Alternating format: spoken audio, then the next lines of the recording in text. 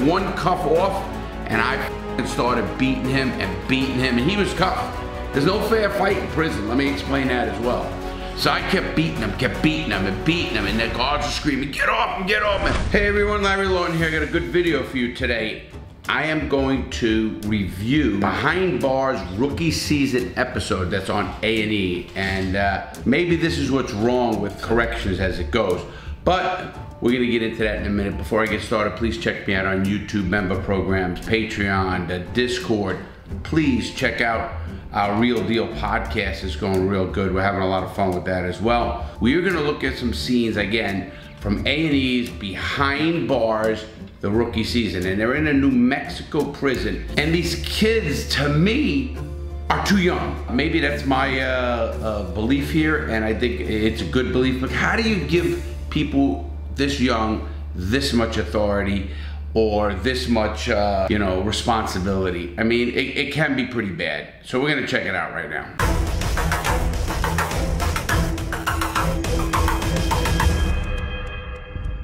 This episode is about guys on the yard from the hole. They're definitely from the hole because this is a small yard. Junior year in high school, my buddy, my rodeo partner, he made this for me. I keep it on me every day.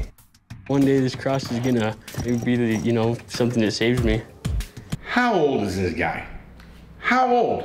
I can't even imagine how old he is. He looks like he's 20. Whatever age he is, obviously he's a religious person. And if he's a religious person, I think he's gonna have a hard time coming to grips with himself and what he sees from other officers and how he views the inmates, and if he has a way of believing in the system or believing in how people can change. Because if he doesn't, then we have another person that's just gonna be jaded again. So the religious thing kind of like bothers me a little bit. Not that he's religious, that he's in a position at this age and he's gonna see what he's gonna say and how is he gonna get jaded. And I think that's gonna be a big problem. You'll see what I mean. Now, as you see, he's in a prison where a majority of the people have life sentences. I was in those. Anything can happen at any time. And I'll tell you what, this is where it gets pretty, dangerous. But you notice he's a rookie.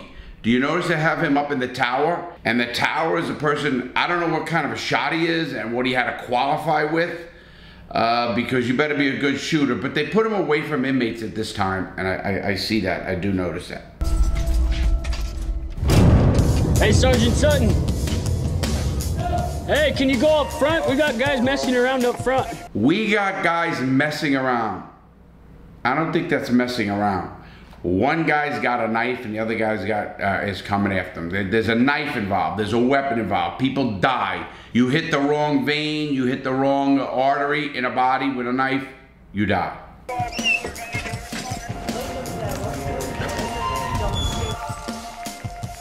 Master Control, send the A-team responders, 1032, 1032, housing unit 4. Now, typically that's exactly what happens. Everybody stands aside and lets them go at it and do it. Nobody's jumping in, hey, into that crap. No, that doesn't happen in prison. They are letting it happen and play out. You notice the guards didn't even do it. The guards left, and watch what happens next.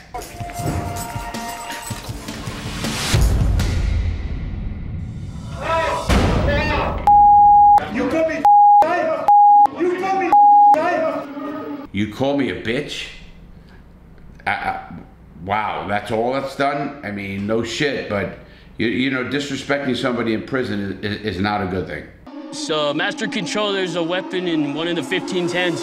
It's Sergeant Sutton, he's got his chemicals ready to deploy. 10-4, Sergeant Sutton, get out of there. Exactly. No guards are supposed to get involved, even in a fight in a unit you don't jump involved in that fight if you're alone. They have to wait for backup comes and they have numbers. They'll let you stab each other to death, but they will wait. That is normal what you're seeing right there. This guy got in there and he got himself in a bad situation and he should have known better. He's a sergeant. Did you see him hit his head? Did you guys see him hit his head right there?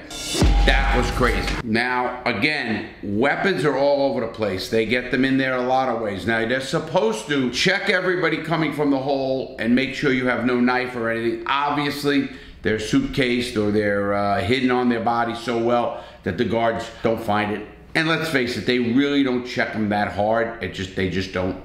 Master Control, be advised, we have a 15 that is bleeding. This guy was already stabbed, this one guy. He does not have a knife. The other guy has a knife. The other guy's not rushing him. I don't get that either. You should be going after that guy in a major way, in my mind, but they're not. And this is not really a serious fight in my mind. I've seen some real killings and stabbings in prison, but they're showing this rookie what he does. 4 Control, do you have your left leg as well, sir? Negative, sir. I'm getting up on the hatch now.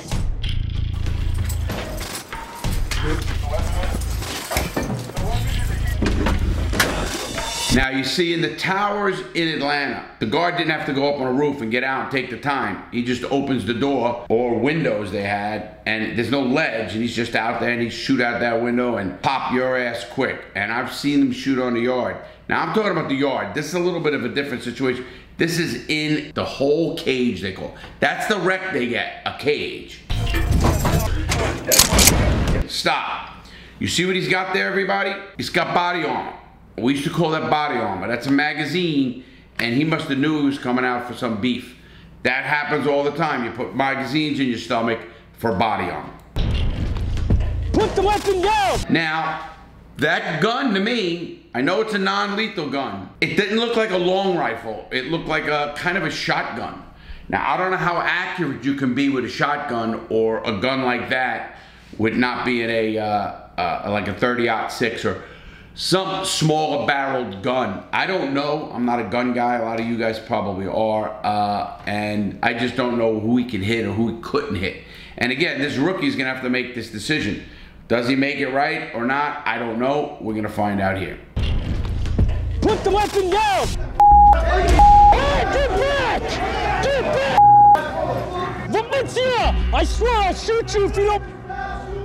I swear I'll shoot you. What do they think, you're not going to shoot him? But, you know, this is just a stressful situation for a young guy. Is this kid able to handle this? I know they got to train him from somewhere, but maybe they need to train him with more people. Maybe they need to train him in trucks. Maybe they need him to do perimeter security. Maybe they did that already, because this is rookies. They're only a year in there. So, and they're in a maximum security prison. That can be pretty dangerous. Hey, back up! Now, on the job! Back up! Valencia, get against the fence! Now, I was in a cage like this when I beat a guy with a lock. You know, we were having what they call a door warriors. We're in the hole and he's talking shit through the door, and I go, shut the fuck up. Just shut the fuck up, man. And fucking goddamn, you know, meet me on the yard. Meet me on the yard, because they put us all in a cage like that. But I was able to slip my handcuffs. So when I was brought out there, you're all brought out and put into this cage, and then they start uncuffing you. I made sure I was uncuffed first. And when I was uncuffed, he was still cuffed. I had one cuff off, and I fucking started beating him, and he was cuffed. There's no fair fight in prison. Let me explain that as well. So I kept beating him, and the guards were screaming, get off him, get off him. They didn't come into that thing until they had fucking mega numbers. Now everybody else who was in there was up against the fence. They're not gonna break it up, they're not doing anything. And I ended up they ended up coming, they ended up giving me what they call another shot. I had to spend more time in the hole. They charged me with an assault. They didn't street charge me, even though I fucked them up pretty good. But that guy got a lesson in how to fucking act in a penitentiary. Is he putting the weapon down? Put it down! Throw that weapon here! Put the weapon down!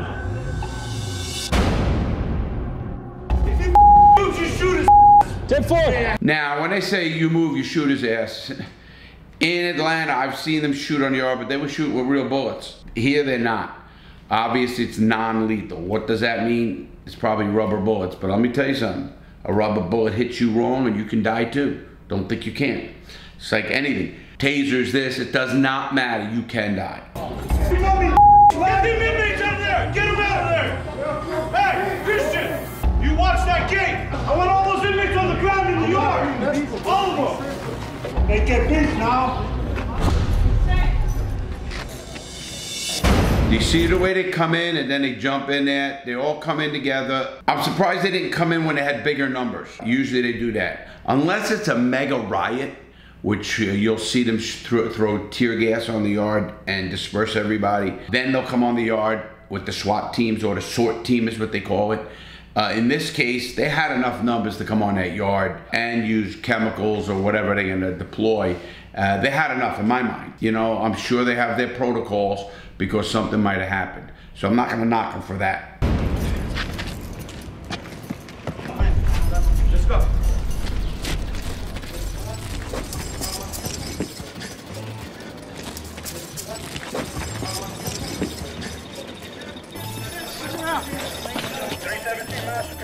Lock down the facility. Whenever there is a major incident or they don't know, it looked like a black and Hispanic, they lock down the yard. They don't know if there's gonna be a riot. They don't know if there's gonna be a retaliation. They don't know what that beef was about. So they're gonna lock down the yard, they're gonna investigate it, and they're gonna see what happens. That is all the time. You're gonna see that all the time. Now, when I first went in, I've seen a killing on one side of the chow hall. They kept the other side of the chow hall open. It was a cutting in line situation, and a guy killed another guy. Literally, 5 people in front of me at USP Atlanta back in 1997. And now this situation, obviously in New Mexico, there's gonna be Hispanics, blacks, and whites, all these different groups and gangs, and they're making sure. But whenever they don't know what's going on, they don't have a feel of what's going on, and believe me, the institution knows. And what I mean by that is they have their snitches, they have their information, and they know they're gonna get to the shot callers. The shot callers for the Mexicans, shot callers for the blacks, shot callers for the white, and they're gonna find out what's going on. And what they just don't want more killing. You know, now they're gonna obviously charge whoever's got the knife. That's a weapon, that's an automatic. Usually they're gonna put both people in the hole automatically. They're gonna find out what the deal is. They're not gonna let one out of the hole and one in. They don't really know what the whole thing was about. Until they do, that's what they're gonna do. Control units, locked down. Anytime there's any kind of a group gang weapon, or especially like, you know, 5-on-1 or something, nobody knows what's going on. It could be a good fight in a lockdown here because they just don't know if there's gonna be a retaliation. That's why they lock it down. That's important to know. You know, they don't just lock it down and say, okay, lock it down and then let's open it back up. What they'll do is they'll lock the whole prison down. Then they'll search every cell in that prison and get every weapon off that yard that they could find. Obviously, they're not gonna find them all, but they will find a number of them, and they try to do it. Then they usually fuck the whole operation up if you have booze hidden or something like that, and all stashes, and they take everything. They don't give a fuck if it's contraband. Contraband could be a little razor that you use to sharpen a pencil. Contraband could be a rope. Contraband could be anything. They're gonna make sure they get it off the yard. That's just what they're gonna do, and they're gonna really harass us is what they do. It's crazy how quick things can change here. You know, 1 second we think these guys are horse playing, from the next guy's stabbed. Hear what he said? Oh, how quick it is. These guys are horse playing. They weren't just horse playing. There's more to that. And it wasn't probably just because he called them a bitch. It could have been somewhere where he's out in the yard teasing them like, listen, I'm gonna fuck you or something. Could be a whole number of things. This young kid thinks they're just horse playing and it got out of hand. No, you don't carry a body armor to the yard without something going on. You should have recognized that. You don't carry a knife out to the yard unless you know and think something's gonna go down. Remember that. That's what happens. So you can't say it like what he just said it. You can't do that. Can you describe how you feel right now? A lot of adrenaline, but making sure my brothers are out there okay. His brothers, I guess they consider the guard. See, there's your issue. When that guy is so much one of his brothers, he's gonna protect his brother. Now, what is he gonna do? If the brother does something illegal, is he gonna put him in jail? Probably no. And that's a big problem guards and police officers have, is they'll protect their own to the point of obviously doing something illegal. Now, don't get me wrong, I can tell you this right now, I did that obviously, but I was a criminal. I'm not on the side of the law, if you want to call me that. You know, obviously, yes, segregation, they're all gonna go segregation. The armed inmate, not just the armed inmate will be placed in segregation, Both of those inmates will be placed in segregation until they find out what's going on. They don't know what it's about, so they're both going to the hole. If they're not, boy, this is some easy prison.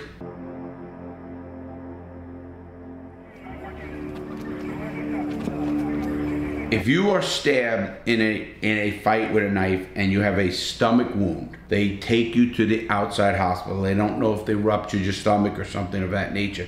Certain wounds, they will take you out to the outside hospital. And there are guys I know who've told someone to stab them, and then they can get an outside to try to escape or figure out how to escape, and that does happen all the time. Obviously, they go to a medical department in the prison, and listen, I'm not talking about doctors either.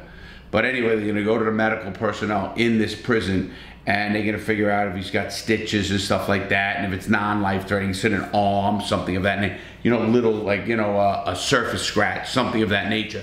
But once they determine it punctured the stomach, because you can get poison, obviously puncture wounds are gonna usually get you to an outside hospital. They gotta take an x-ray and figure out what's really going on. I could have used force with this less than lethal, you know, when the inmate wasn't listening to the directive to push the weapon away. But I had officers behind that inmate. So he could have shot him because the guy didn't push it away. You know, listen, the guy should be a threat at some point. And if he did, and he's worried about hitting another officer from that close range, I don't know what kind of shot he is. And again, I don't know what kind of gun that is. So I'm not too impressed with this, obviously, this rookie. And you know, this kid doesn't see, I don't know. I don't believe in getting these young kids in situations like this. I just don't. I was going to take the risk of injuring one of my fellow officers. Hey, is Sarge all right? Come on, Sergeant Sutton, get out of there, get out of there.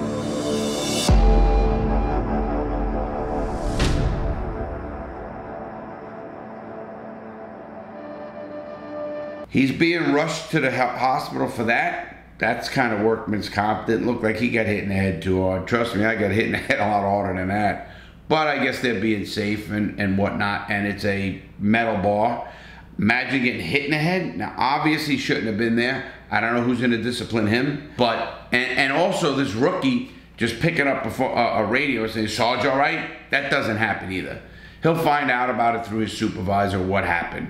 You don't just muck up the airwaves, because right now, if that's an incident's happening, you know who's listening in on that? The warden. The warden, the deputy warden, the captain, head of security. They're all listening in on this, everybody. So once that happens, you want some rookie say, hey, how's Sarge? Like, what is this, you know, like a time to just mess up the airwaves? No, you don't do that. And he should be told that too. You don't do that, period. What happens next? We wait.